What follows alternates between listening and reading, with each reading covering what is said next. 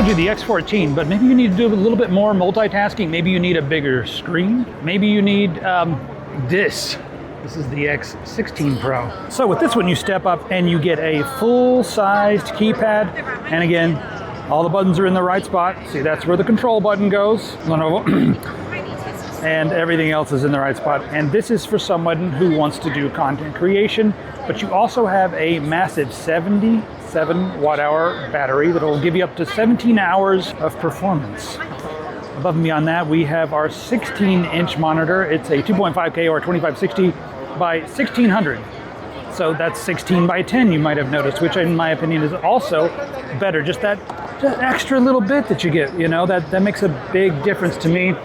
We've got our full-on IPS display and 120 hertz refresh rate. So something like this is only gonna weigh 1,299 grams. So it's just a little bit heavier when compared to the 14-inch model. Still extremely sleek. Like, take a look at the sides over here. But we just have that bigger screen. Still got the magnesium body right here and the skin-friendly coating, which I like.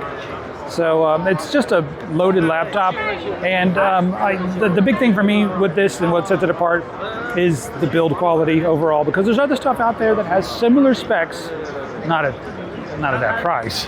This is a very good price. But it has similar specs, doesn't have the same build quality, and usually doesn't have the same combination of specs with the large battery, the lightweight, the magnesium, you know, the ARC graphics so you can play your games and do a lot of stuff. Also has the AI boost, which gives you 13 tops as far as the NPU goes.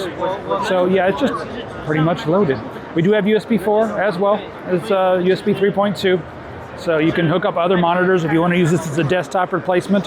Well, sure, why not? So if you want to get nerdy, let's talk about the overall performance here on the X16 Pro. Now we got a couple different options when it comes to CPU. You got the Ultra 5 125H, and that's got 14 cores and 18 threads because it's efficiency cores, and also the big cores.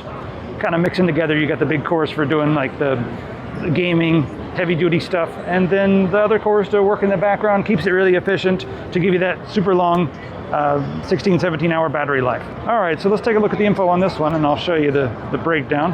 And you can see we got the Ultra 9 1A5H. Now the Ultra 9 1H 5H, 16 cores, 22 threads. So this one's a little bit faster. Now it's got the same CPU as the X14 Pro. The big difference here in the X16 Pro is that you've got a bigger screen, and I'll attest to the fact that bigger screens are nice when it comes to doing video editing, especially on the go in your hotel rooms, on location, on set, being able to see things. So that's the main difference here, just bigger screen. Now, as far as being able to turn off the webcam, I know some people are privacy concerned. Well, take a look, it's hard to see right there.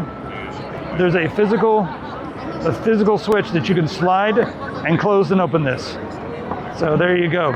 Make sure that is closed. I always put a piece of tape on mine, but this is how it should be. It always should be like this. So that's cool that they've done that. As far as all the ports go, let's just take a look. We have Type A. I actually like seeing Type A, you know, because I use a lot of, you know, Type A peripherals. And then we also have a microSD card slot on the side, combo port, headphone microphone combo port. The kids call it a headset port. All right, over here, we've got a USB Type 4, it's Type C. And then we've got, that's our charging port, USB-C as well. And then HDMI, if you want to run multiple monitors, you can do so right there. So that's the breakdown on this. And then, you know, let's take a look at the Hinge here. Since this is their first laptop, I wanted to see how smooth the Hinge was. It actually feels buttery smooth. The one finger test right here. And then let's see, I don't think we'll be able to do it with one finger. Oh yeah, look at that. What do you know? It passes the one finger test. It's so lightweight that was easy.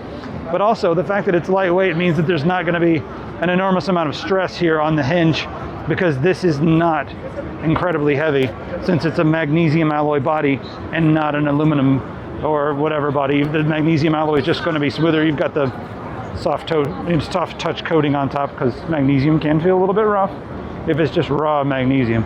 But who would build a laptop out of raw magnesium? No, it's alloy, of course.